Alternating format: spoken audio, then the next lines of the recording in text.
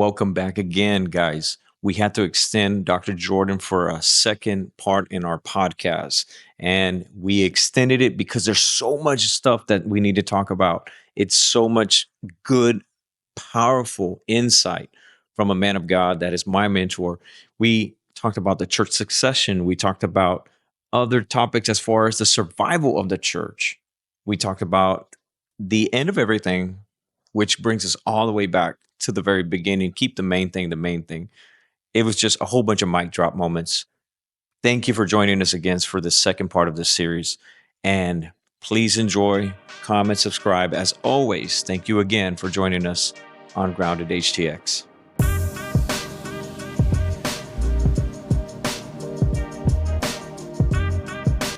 We're in family here, man. We're in family. Now, how would you approach? I got a question for you. I mean, I'm not getting off subject. We got our bullet points that we want to talk about. But when it comes to this, we initiated our conversation about the terminology of church hurt. Church hurt is something popular that's kicked around after people feel offense. And I want you to share on that because that was just so powerful what you shared earlier.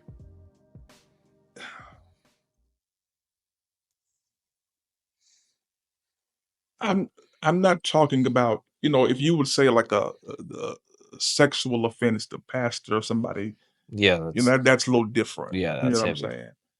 saying? But even with that, you can't say the whole Catholic Church is bad because a few priests were perverts. You can't. That's almost like me saying I can't stand all white people because of some racist white people. You can't do that. You can't. You cannot do that. Mhm. And I think the terminology, church hurt, the church, the universal church, hadn't hurt you. She hurt you. He hurt you. Right. This group hurt you. Mm-hmm. And here's the biggest thing. If you can quit behind this group or this person, then are you really working for Jesus? Because Jesus says, listen, understand this. You're going to be offended for my sake. Yeah. You will be persecuted for me. Absolutely. So is this for you? Because if this is for you and your ego, then you can quit. Yeah. It's easy for you to quit. But when it's a God call, in some of my roughest moments and seasons as a pastor, case in point, if anybody should have church hurt, it should be the pastor. Oh, 100%. I agree. But at the same time, during my moments of frustration in pastoring, I would always read through the book of Ezekiel. Because God said, listen, you're going to go preach to them, but know up front, they will not listen to you. They will not listen to you. They will reject you. They will reject everything you say. Despise you. And don't feel bad because they rejected me. But I'm still charging you to be faithful to preach. So you tell me, God, you know they ain't no good. Right into the core. Because you just told me they didn't listen to you. And you're telling me up front,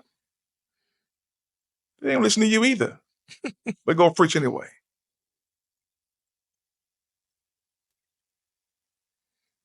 And then he keeps preaching.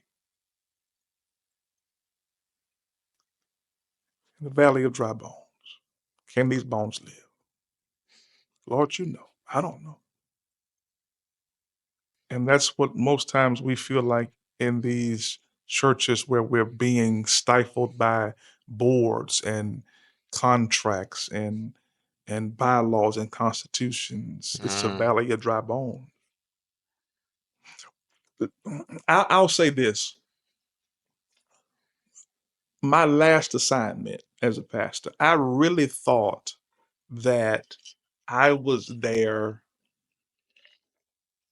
to grow them. in retrospect, they would that'll grow me. Oh, come on. I agree. Yeah. I was a decent preacher, but I was an immature pastor. Because everything wasn't their fault. Some of it was my fault too. Wow. And it's easier to say, the church hurt. He offended me. But here's the whole thing about church hurt and people who live in offense. And I say this with gingerly and respectfully. The offended always will tell you who offended them. But can you also tell me who you offended? Yeah. Come on. Take responsibility that you may have hurt somebody's feelings too. Mm. Because you can't have it both ways. Mm-hmm. Because if you're that emotional about, watch this, being offended, have that same energy when you offend someone and go say, I'm sorry. And don't just all of a sudden start saying, hey, sis, good to see you. No, apologize. Come on. We just talked about that today. Apologize. Apologize. Yeah. Yeah. Don't have that big energy. Oh, I'm so hurt. Oh, I'm so hurt.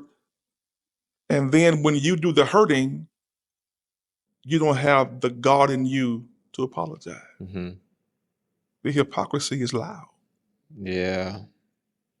So I can't blame the entire white race for Jim Crow and slavery. No, you can't.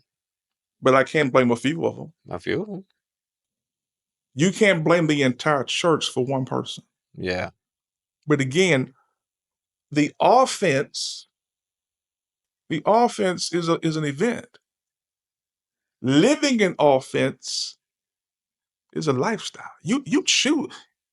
And honestly, do you know how spiritually depleted that you have to be to want to be mad? God, it's exhausting being mad, man. And you're looking at somebody who was good at that. Because she'll tell you, I'm a hell of a grudge holder. No, Oh, not you. absolutely.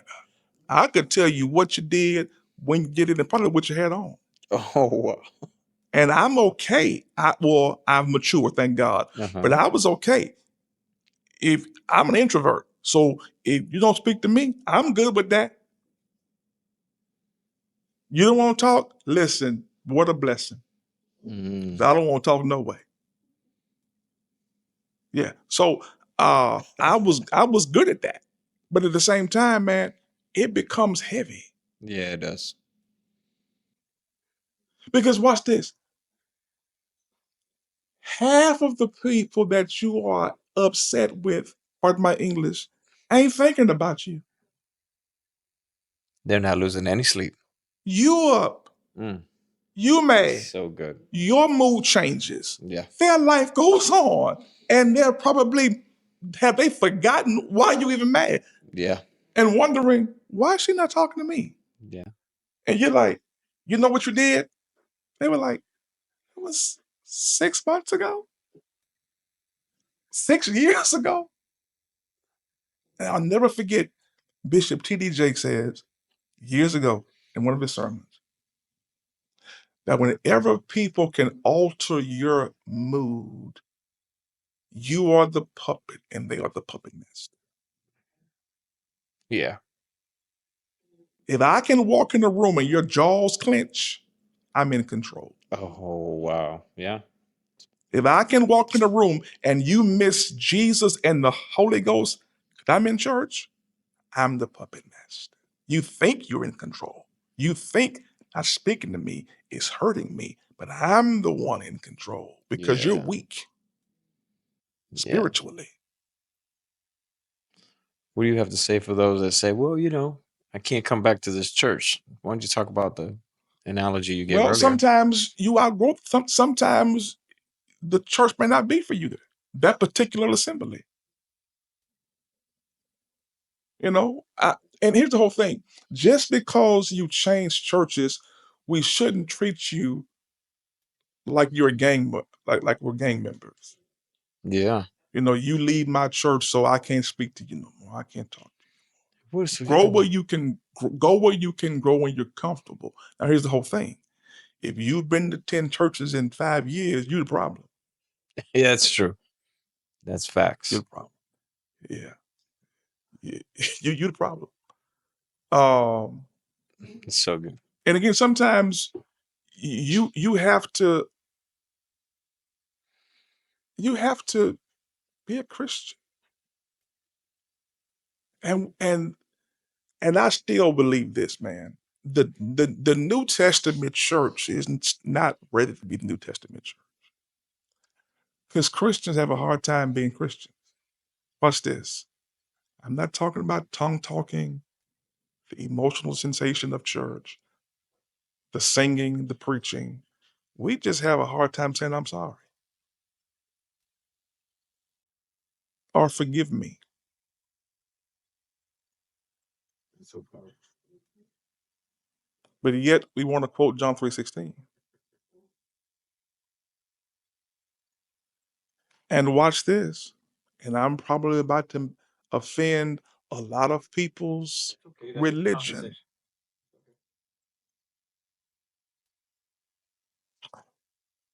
The church loves to quote David. He was a man after God's own heart. Mm. The apple of God's eye. David. He wrote Psalm 23. David. Man, David was a rapist. He was redeemed. Yes, he was. But Bathsheba did not sleep with David voluntarily. She understood. If I tell him no, I'll die. Yes, he was a king. He was the king. He gave orders. I reject him, I die. But the question is this. This is if fact. The church can forgive David and quote David, why can't you forgive your brother or your sister? Mm. If you can accept David's issues, Nathan comes to David, tell them a story, he repents, writes Psalm 51. Because he can no longer feel God's presence. Not only was he a rapist, the brother was guilty of premeditated murder. Yes. He had a plan to have the woman's husband killed. You're right. And saw it through. Yes, he did. And yet the Christian church can overlook all of that and name our churches Saint David. Name our children David. Star of David. But you can't forgive your brother, your sister. And guess what? Jesus says, I'm going to show you how much you can be tainted and I can still use you. Mm-hmm. Because guess what? As you well know, he is from the lineage. Yes. Of David. It's from the lineage of David. So if we can embrace David with his insufficiency, why can't you love your brother? Why can't you love your sister? Why can't you know that they're flawed and still work with them and worship with them? Yeah, you said about the church being a hospital. Absolutely. The church is a hospital. And yet we say church is a hospital. If you're sick, if you're sin sick, come to the hospital. There is love here. There is peace here. There's also infection. There's a lot of infections. That is fire, man. Yeah. There's also infection. Because guess what? COVID was airborne. Mm-hmm. Yeah. It's airborne, man. Don't cough. Wash your hands. And it's crazy that we had to tell people to wash their hands in the first place. I'll never understand that. I'll never get that fact. But so why are you offended when somebody offends you? Or why are you shocked? You don't like me. Okay. She don't like me. Okay. He talked about me. Okay. But let me ask you the bigger question. Did they put nails in your hand? Mm. Yeah. Did they pierce your side? Did they whip you all night? Did you pray until drops of blood fell from your brow? Yeah. Were you denied and betrayed? So if Jesus can look in that cup and see our sins in the cup, because Danny, you do know that the first evangelism class that Jesus taught was not so much calling Peter. It was when he said to the thief, today you will be with me in paradise. That's right. Because watch this. The thief said, when you come into your kingdom, remember me. Remember me. Watch this. Dead men don't have kingdoms. Wow.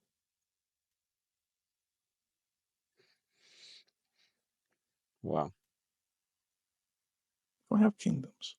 So Jesus shows us, even in that moment, you have to love the unlovable. Why? Because guess what?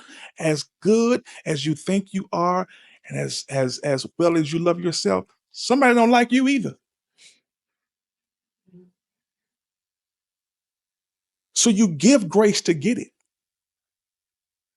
You give mercy to get it. Yes. I don't condemn you. I don't cast you aside. I restore you. I pray for you. Now, I don't have to tolerate your foolishness. This is true. I can set boundaries. This is so true. But I'm required by heaven to love you. Mm. God, that's so fire. Mm. 2 Corinthians. Yeah. 2 Corinthians 15, 19 to 21. Yeah. It's up to God himself to reconcile. We always think that we got to reconcile people. No. We're supposed to forgive them. Yeah, because But the reconciliation, that's of God. Yeah, because forgiveness is spiritual. Forgetting is mental. I can't forget that you slapped the hell out. But I can forgive you. Yeah. And I can set boundaries. I'm required to be kind to you. I'm required to be respectful to you. Mm. I'm required to help you or if in need. If I know you're toxic, if I know you're evil, I'm not required to let you in my space. Mm. And if I know you have betrayal tendencies, I can, hey man, good to see you. How's the family? You well? All right. Bless you, buddy. How do you think that conversation went? This elaborate a little bit on this. Is so deep. I love it.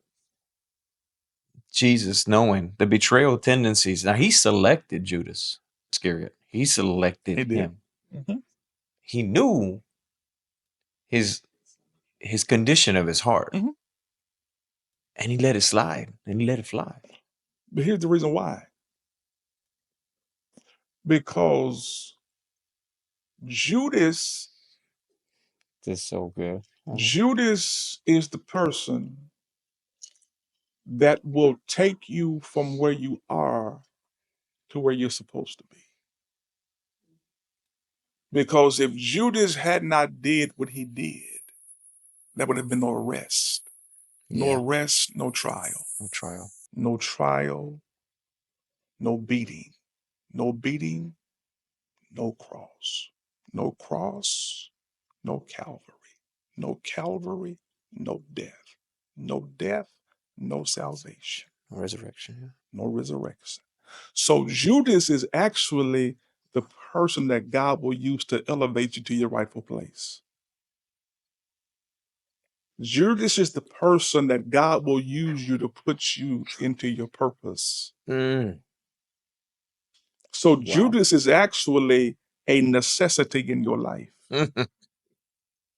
Because if Judas doesn't become Judas, then you won't pray as hard as you need to. Yeah. You won't study like you need to. Because Judas is the person that drives you to Jesus.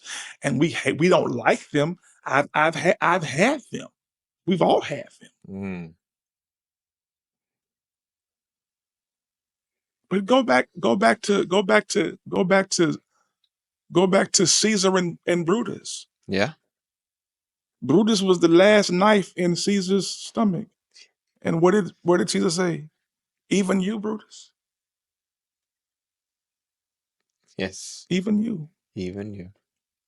Now, betrayal only comes because they're close to us. If I don't like you, I don't care if you don't like me. What breaks my heart is I love you. Yeah. That's why David said, yea, my familiar friend. My familiar friend. Yeah, he You did. you who have supped with me, ate at my table. You ate at my table. You broke bread with You me. broke bread with me. But at the same time, that now you can raise the question if you want to do that, to say, and think about Judas on that point. Judas never called Jesus Lord, only Rabbi. This is so true. So hold on. Oh man, it's so good. This blow my head, blow my mind. I'm sorry. So even when he denied Jesus, and Jesus knew it, he says, before the crow sings, you deny me 3 times. He knew Judas would have. I'm sorry, Peter would have a bad day, but Judas had a bad heart. Absolutely. Is this correct? But yet and still, you say, could Judas have repented? Because he heard Jesus preach. But at the same time, you can be my teacher, but not my Lord. Because once you become my Lord, you become my master. Wow. So I'll listen to you teach, Wow. but I won't submit to your authority. Yeah. And Peter, although cursing, knife-toting, impetuous Peter, Jesus shows us on resurrection morning that it's okay to speak too soon. I don't throw you away because you speak too soon. Tell my disciples and Peter to meet me in Galilee. He did say that. And every one of us who are Christians today, guess what? We are and Peter. Wow. Wow. I hope we're learning something today, guys. This is we are and Peter. Oh my God. This is so good. And yet there, unfortunately, about Judas and even with relationships, you can look at it from the standpoint of relationships. There is a place called too far. Yeah. And then once you go, you can't come back. What is too far for you, Pastor? Man, again, but betrayal. Because if, as much as I am as an introvert, and if I let you in my space and you harm me, now probably I probably want to harm you back. Yeah. But I know that's not the godly way. It's okay in Texas sometimes. Yeah, true. It's a Texan. But I think too, I think also those of us who are harmed, one of the biggest reasons why pastors have church hurt, if you want to use that term again, is because we trust people too soon. And watch this, we confuse presence with loyalty. And because somebody's always present and available, we think that they're loyal. Oh man, he's always here. He's always volunteering. But if I need, man, he's there for me. But why is he there? Why is she there? Is he or she there to hang around, to see you in your personal space, to learn your personal proclivities? your personal, when you aren't pastor, when you aren't reverend, you're just, Yeah. What's the underline? yeah. What's Or the you here just to get information to see me in my vulnerable moments and then go back and use them against me. Oh my God, it's so good. You and I said that because, man, growing up in Louisiana, it's different now. But when I was a preacher, man, back home, 18, 19 years old, crazy enough, associate preachers weren't even allowed in the office or at the table with pastors. Oh wow. Wow. You can't sit with us. You can't eat with us because we may have a conversation that you can't handle and you can't handle my humanity. And then you'll take it and go back and say, I was at the table with Daniel and Pastor Jordan, and Pastor Jordan said a cuss word. Anybody who knows me, they'll say, yeah, he probably said 2 or 3 of them. Yeah, me too. Yeah. But at the same time, watch this. You'll condemn me for having or saying 2 or 3 cuss words as a pastor, but you serving the Lord's church and you got 5 baby mamas. Just sit down and be quiet. Because watch this, we all live in glass houses. We all live in glass houses. And I'm not qualified to throw rocks. That's why Jesus told them, drop them. Yes. He has, without sin, cast the first stone. Absolutely. Because first of all, if you knew that if she was committing adultery, how do you know unless you were peeping? So you nasty anyway. Because you looking in somebody's window watching them have sex to go back and telling Jesus on. And I understand the culture, women were second-class citizens, but again, where is the fellow? Why are you going to condemn her like you condemn him? Yeah. Politics. Fire. Religion. Wow. You have something you want to put? That's so incredible. Let's keep moving on. I mean, we're so excited that we're extended because it's an extended podcast that that I'm sharing with you guys, that you guys are coming along. Dr. Jordan is an incredible teacher.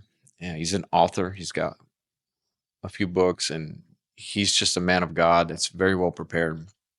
And obviously, I'm going to put all his handles down here, the church information. Now, if you want to have church, you got to get up early, and you got to go to Sunnyside, Houston, if we know that. Well, and then you're going to tell us a little bit about what God's doing in the future.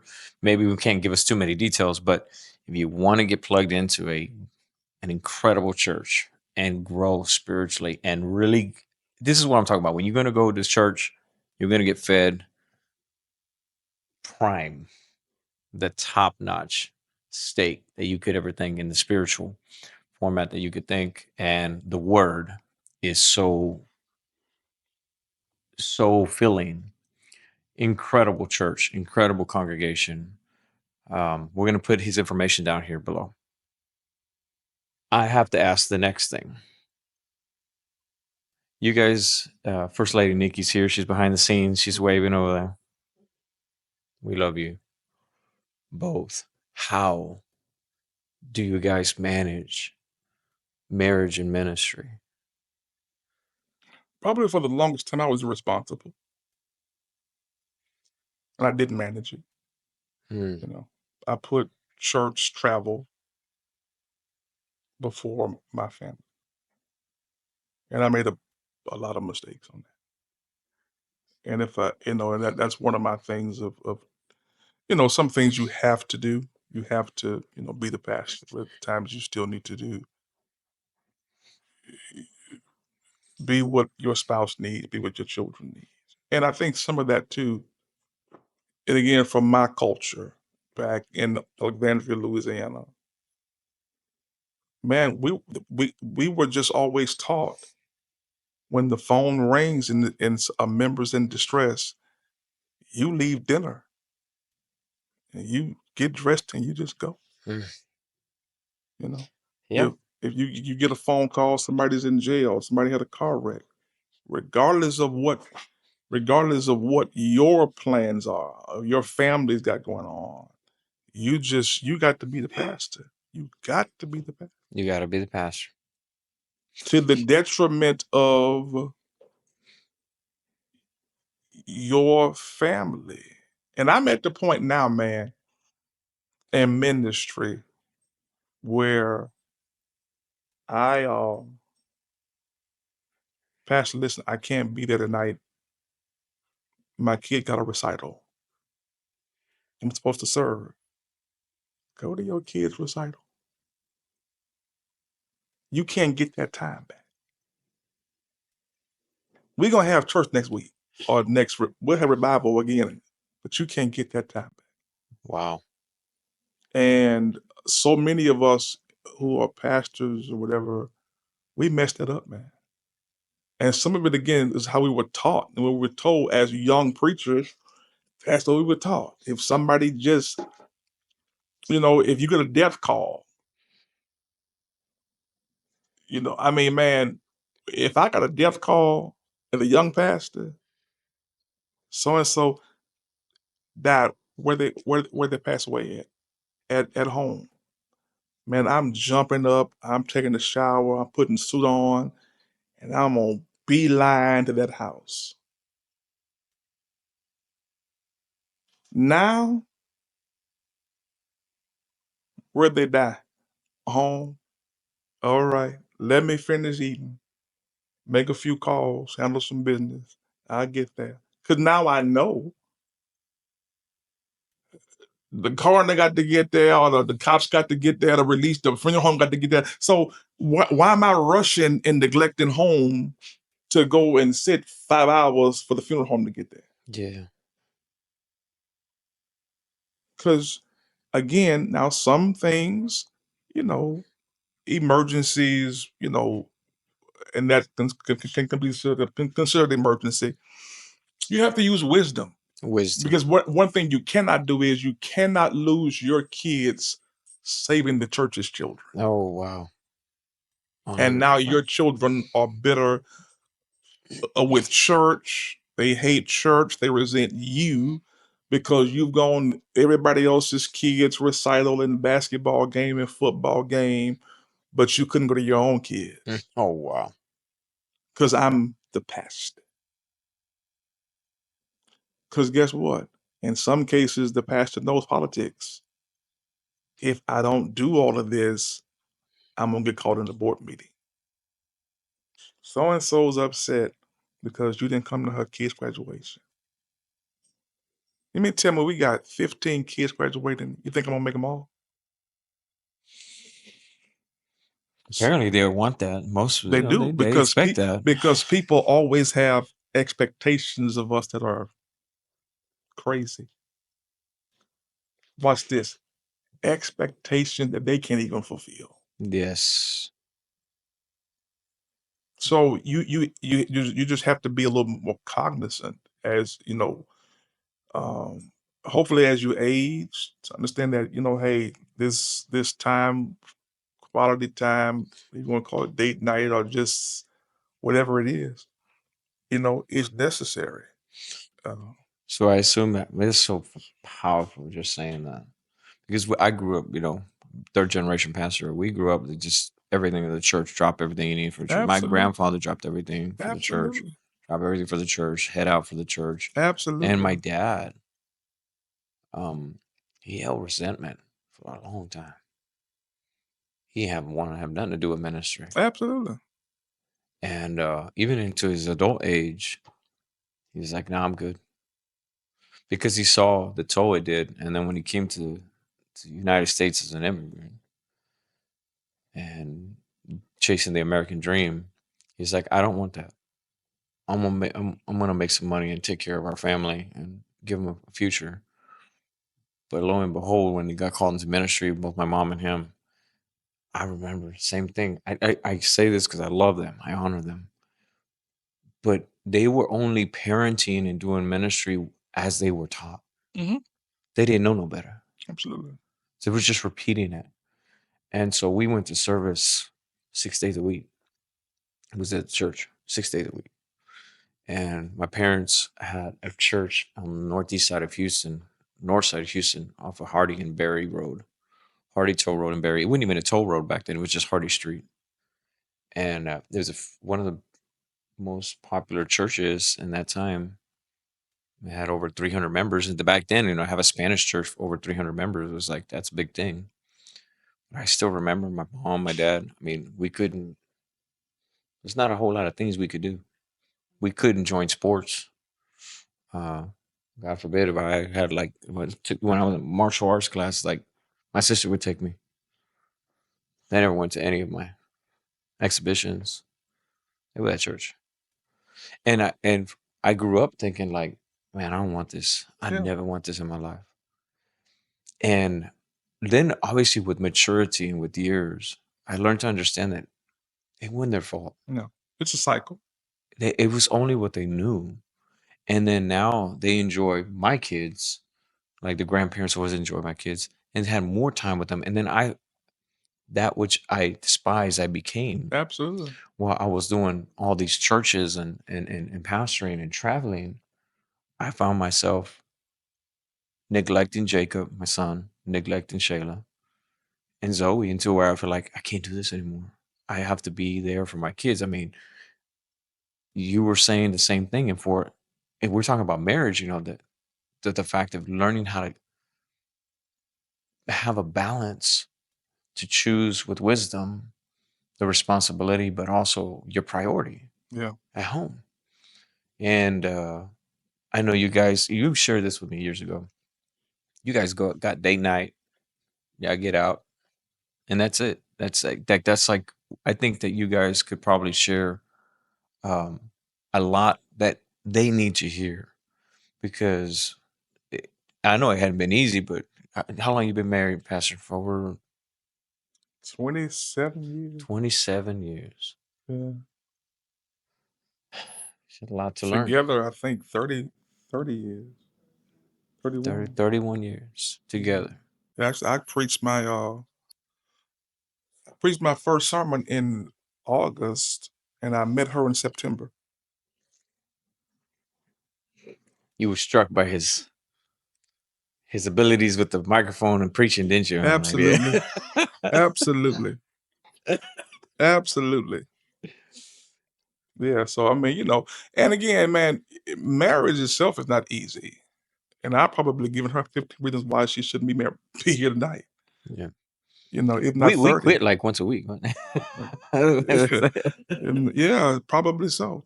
But at the same time, man,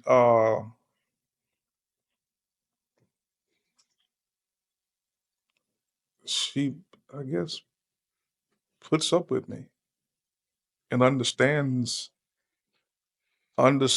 and neither one, nobody's perfect to get married, No. but at the same time, that sh- that she's no longer probably no longer offended by my introversion. I'm sure that was hard for her, you know, uh, but I can only do people for so long. You're selective, and that's Yeah. okay. Yeah. And I mean, I'm that guy, man, who literally can sit in my office from 8 o'clock in the morning to midnight. And when they come out to eat and use the restroom. Because I mean, number one, they're gone, all day anyway. And people may think, well, he's at the house. I'm in my space. I'm not in the bedroom. I'm not downstairs. I handle the dogs. I go back up in my space. That's where I am, you know. Um,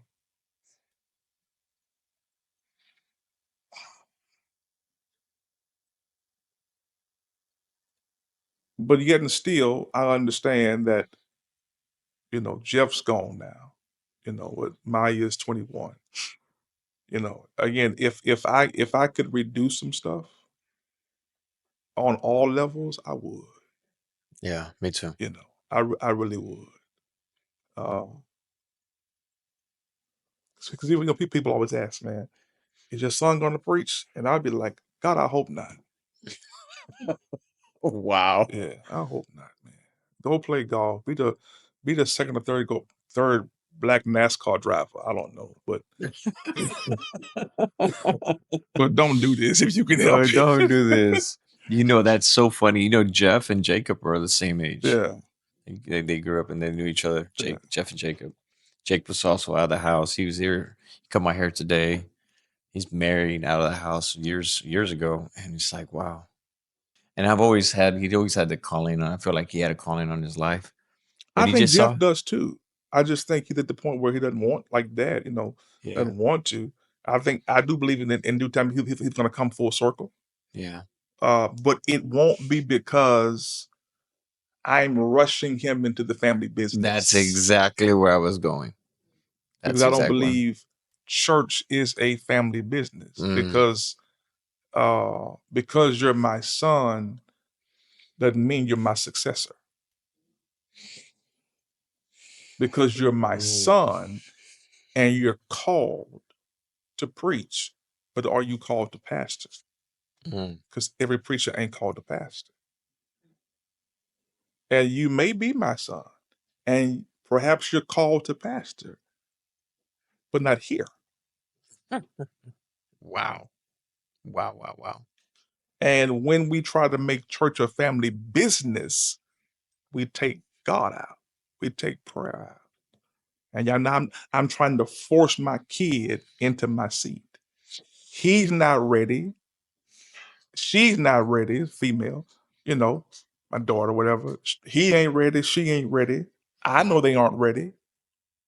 But I want my legacy to live because I'm the founding pastor. So I'm going to just tell the church, my son is my successor. And then he gets in and makes a mess because he's not called for that. And I didn't pray about that. There's a whole lot of pastors falling for that, right? And the son successing and then driving the church into the ground. Because, and honestly, man, I don't really know that many successful father and son succession. This is true. I know some successful successions, but I don't know many father-son succession that are successful. And again, it's because it's become that whole legacy of family. I want my son to follow me. Your son's an idiot. You know he's an idiot. He barely can read. He ain't qualified. But no, this is spiritual. These things come by fasting and praying. Come on. It wasn't a gunshot. We've been chasing the fly for about 45 minutes. 45 minutes. It been hanging out. Well, it died with the anointing. That's what it did. It died with the anointing. Yeah. So, it's just like, I don't want him to. I mean, if he does, that's between him and God. Yeah, that's really good. The same thing with Jacob being raised in church. And I told him, to have a balance and not to do this because I'm telling him. And never did I ever find myself saying, I really need you to do this. And, I need you to take over this ministry. And Not at never, all. I knew from the beginning that neither did my parents. As a matter of fact, my parents never really did that. They never forced me at all. Oh, you got to take over the church. As a matter of fact, here's the truth. I learned how to preach at their church. I became a youth pastor at their church, but I didn't get ordained in their church. Wow. Okay. And I didn't learn the ropes of the church until I went outside and pastored other churches. And I'm first generation. Wow. Yeah. So. Yeah, I'm first generation. Now, her dad was a pastor. Her granddad, uncles, and so she comes from that me. I don't know what the Lord was thinking when He called me, because Boy. And my mother's brother is a pastor now. Yeah, but even with different religious backgrounds. I was on the Baptist and Pentecostal. You can't get more oil and water than Baptist and Pentecostal. You can't. I remember growing Lord. up, man, and I would go to the Pentecostal church with my cousins, and altar call, and my cousins were deep Pentecostal, my cousins, and they're speaking in tongues, crying, and the preacher was just like, and I'm like, "You don't get your hand off my head," because I was, at Baptist church, we didn't do all that laying hands. Yeah, no, lay hands on no one. Like, Right? who is your hand clean? Did you wash your hands? Why are you touching me? So which is crazy because now I'm laying hands on people at my church. Come on. But now I'm always saying, give me some sanitizer before I touch people. Yeah, exactly. I'm a germaphobe. Which is crazy too. But yeah, so you got to be called to this. And you have to know it, because if you don't know it, you'll want to quit. Yeah. You got one? I do. Earlier, you guys were talking about, and I'm sorry, it's kind of moved on a little bit, but y'all were talking about the whole transition from, the father to the son and so on and so forth. Coming from a dad who owned a successful, body shop business and things like that. He always wanted me to take over, but our personalities didn't match, and he didn't want to take the business to the new era of things. I went on and I went into business, had a good amount of success on my own.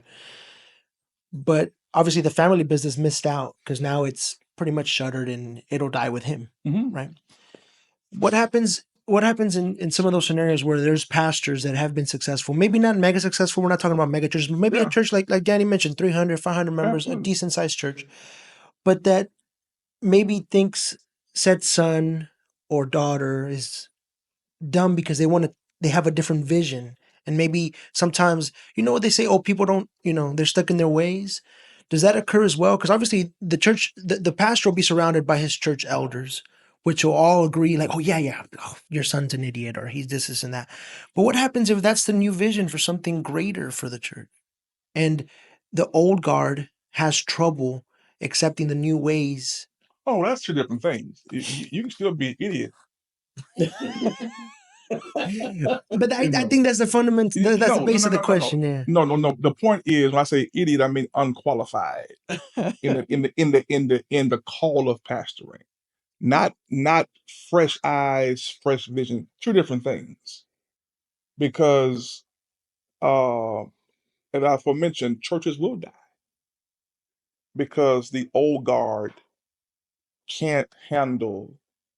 Case in point, in the black church, man, streaming and YouTube and Facebook was the devil in the Black Baptist church until COVID. But here's the problem. A lot of them were so anti, and when COVID hit, no one knew what to do. Isn't that crazy? Not all of them, but the more conservative ones. Oh, I don't that book face. Remember book face? The devil. You on there lusting and you're on there being messy and all that stuff. That's the devil's work. But then book face was the only way that they could, stream, because they didn't have live streaming. Yeah. So they had to, watch this, change with the times. And so sometimes churches will die because guess what? Whether it's the pastor's son, daughter, or someone on staff, or they pray and call someone in, if you don't evolve in ministry and learn how to do ministry different, it's going to die. And the problem is, again, in my culture, the building is paid for. Some of the smaller ones. Building is paid for, so guess what? Young people gone. It's about 10 elderly people in there dying off one by one. But they're comfortable in their own little world. And church and ministry has passed them by, and they're comfortable still doing the same thing that they were doing literally in 1985. Yeah. And it's 2024. So could you wrap that up with a nice bow for me and say, so is that an issue that that the church bumps into, like switching guard, or is that not an Absolutely. issue? And usually because it's a power struggle. Case in point, I'm 50 years old. I always say at 55, I want to retire. I've always said that. May not, but this is how I have our church set up. When I retire, my entire team is retiring. The next pastor who I appoint in succession, they have the option. They'll have the option to keep all of them or some of them. But I understand if I'm a 25-year tenured pastor or more, the next pastor won't get much accomplished with my team. Those are my people. Come on. And Whoa. he or she will, watch this, if I'm alive or Wow. dead, will be in competition with a dead man or retired man. Because Pastor Jordan wouldn't do it like this. Pastor Jordan said it like this. He Oh. wouldn't say this. He wouldn't do this. And now this new pastor is in competition. I'm dead. Mm. I'm retired. I'm somewhere at the Episcopal Church drinking wine every Sunday, Playing golf. playing golf. You know what I'm saying? Or whatever. So I understand they won't get much done. And that's the problem in some churches because pastors come in full of energy and vitality and ready to work, but everything is a comparison to the retired 50-year pastor, 38-year pastor, 40-year pastor. And now I'm trying to juggle a new church, learn new people in competition. But why is it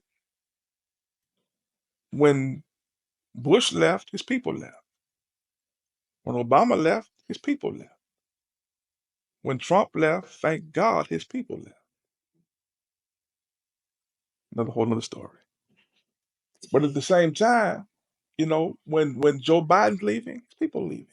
Church is the only Every place. administration. Yeah, Absolutely. church is the only place where the new pastor comes in and he has to have the old pastor secretary, the old pastor CEO, CFO, executive pastor. That's actually really inaccurate. They don't leave.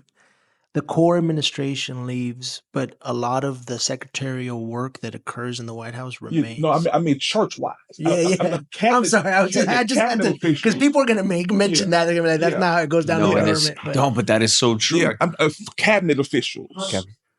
Yeah, and I'm not saying they do the operations, but in our church, case in point, the whole team stays.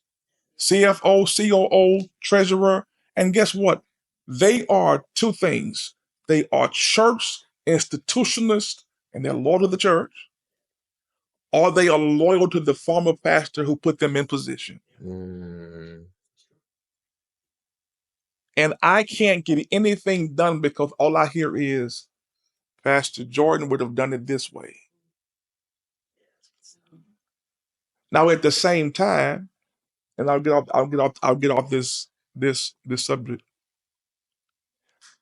Younger pastors have to also go in understanding that you have the title pastor, but the authority has to be earned. Come on. And also, as a young pastor who followed a 38-year-old or 10-year tenured pastor, and it's crazy. This hit me this year. I don't know why. Really? One of the biggest mistakes I made going to my former church at 29 years old is I did not do, grief sessions for the church. Because although he passed away in January of 2003, my first Sunday there was the fourth Sunday in July of 2003. 7 months. I am the pastor in name. I got the office. I got the check. But what it did not dawn on me was this. Maybe some of them are fighting you because they're still grieving their former pastor. 38 years. 38 years. That's 3 generations. Yeah. That's And 3 decades. most pastors who are the successor or the new pastor, we don't think about that. Wow. I'm the new pastor, true enough, but they're still hurting. They missed this guy. He baptized them. He blessed their children. He held their hand when their mama and daddy died. You got his chair, not his influence. So sometimes pastors have to understand that too. This is so heavy. And as pastors, you have to put a guard on your ego. Because guess what? You can't let a dead man kill you.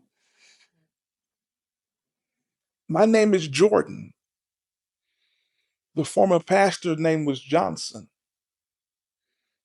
Probably for the first 3 years, half of those people call me Pastor Johnson and would say, I'm sorry, don't worry about it. Now, I could have been an egomaniac. My name is Jordan. 38 years. He was the pastor longer than my lifespan at the time. So sometimes we got to calm down. We have to calm down and be patient. Be patient. Stop going in thinking you can change stuff and do stuff in year one. No, you can't. Because first of all, you have to, watch this, adjust to their environment. Because guess what? They won't adjust to yours. This is that church. They've been here 50 years, 60 years, 40 years.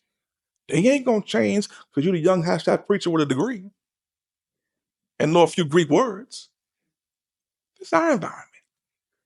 And you have to literally amalgamate to their environment and learn them and become their pastor. You got to show up at the funeral. You got to show up at the graduation. You got to make the hospital visit. You got to listen to them ramble an hour about their children.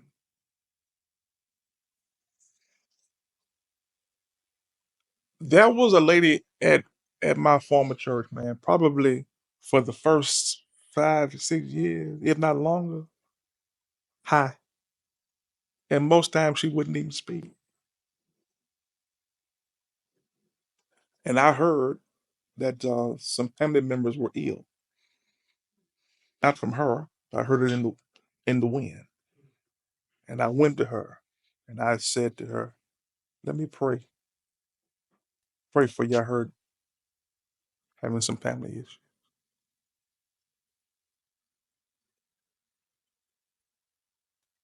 She's loved me ever since. So much so until I've been gone from that church for 3 years now. She texts me 7 days a week to say good morning. Still sends us birthday cards. How's your mom pass? Son, look for something in the mail. It's your birthday. It's Nikki's birthday.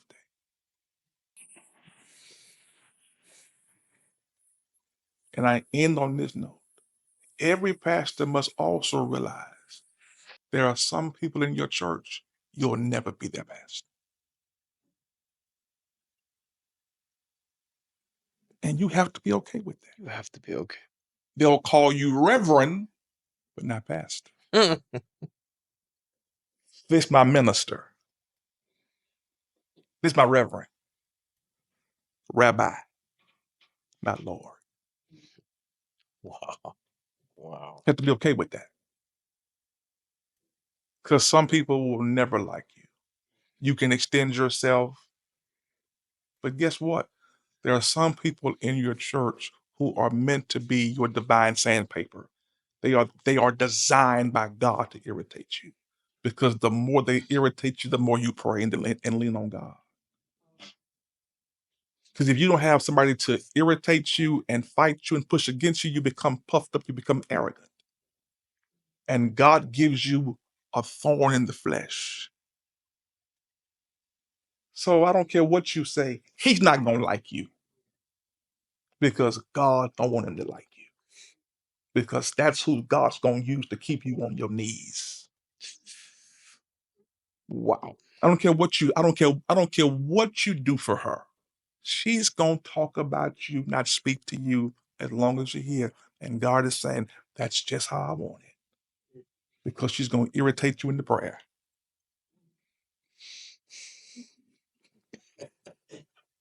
Mic drop. I can't add any more. Guys, I'm beside myself. Dr. Jordan is my mentor, friend. You guys get a little glimpse of what a man of God can pour into even a busted old Mexican like me. But guys, you gotta get his material. I'm gonna ask you guys to please follow him. Share this wherever you can. This is an extended version of our podcast because I wanted to just let him just throw out all the nuggets. Please pick up. How can they find your book, Pastor? I have two. One is called Storm Survivors. I wrote that years ago. And the latest one is How to Transition in Ministry. I wrote that after I planted the church. Yeah. That's on Amazon. Both on Amazon. Yeah. And First Lady Nikki, you wrote your first book as well, right?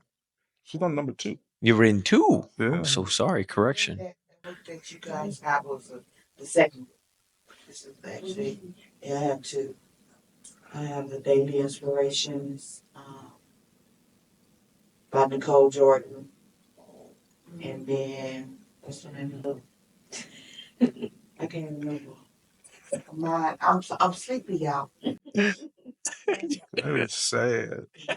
If y'all send us if you send them the information, I can add all that to the all Absolutely. 4 of the books to Absolutely. everything we put out. Trusting God and embracing faith. I'm sorry. Yes. Bless your heart. Sleepy, man. It was a long podcast. We love you guys. Oh, God, it's 10:48. I didn't know. You know I'm in the bed by 8 o'clock. Yeah, you're so old. Oh, man. Thank you for joining us. This was Grounded HTX podcast with Dr. William Jordan. And all of his information will be down below. Please get connected. Share this video. We'll see you. And we'll see you on the other side.